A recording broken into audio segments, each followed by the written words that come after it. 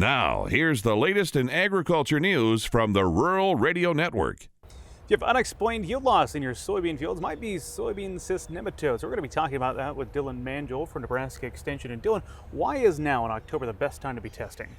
This is the best time of year because we got crops coming out of the field. Growers might have a little bit more time on their hand, but the real big reason is this is the time of year when they're at their peak level in the soil. So all summer long, those populations have been increasing. They go through a generation every 28 days. And after 3 or 4 of those, you've got really high levels of that, especially in those soybean fields that just came out of production. We're in 2/3, soybean cyst nematode is in 2/3 of the state of Nebraska counties now. As you look at the map, who should be testing?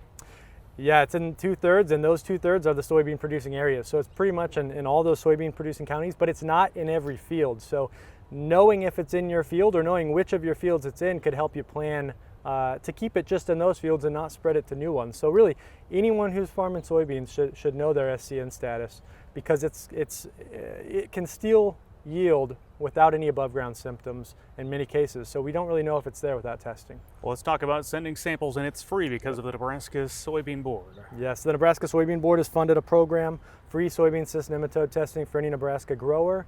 All you've got to do is put soil in a bag and send it into the UNL Plant and Pest Diagnostic Clinic. And if you need bags, we'll even send those out to growers as well, just to make that as easy as possible. I'll hold the bags. I want to see you take a sample. Show us the right way to do this. So it's pretty simple. The nematodes are going to stay in that top 6 inches of the soil. So they're not going to drop down like other nematodes in corn might do. And we're in a cornfield, and just note that you can test out of cycle if you're in your corn rotation, but levels might be a little bit lower, but it will tell you if it's still there. So all you've got to do is get that top 6 inches of soil. We can take a core with a simple soil probe like this. We can see that, put it in a bucket, and what I recommend is taking several cores throughout a field, or if you've got those areas of unexplained yield loss, walk throughout your field, find those areas.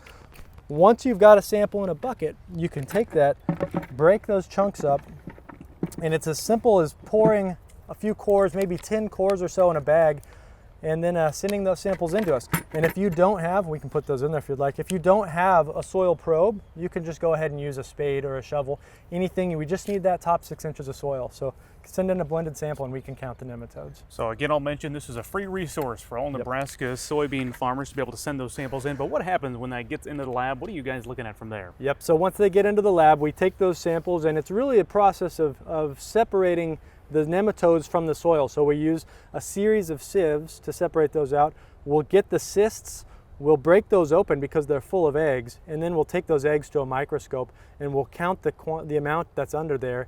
And then from that amount of nematodes is directly proportional to the amount of yield loss that you'll be having in that field. So we can send that result back to the grower or whoever's sending that soil sample, and you can kind of estimate what kind of yield loss you'll experience with those nematodes. What's the website for people to learn more about testing?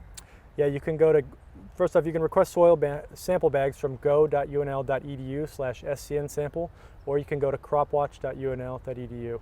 Dylan, thanks for the time. Thank you.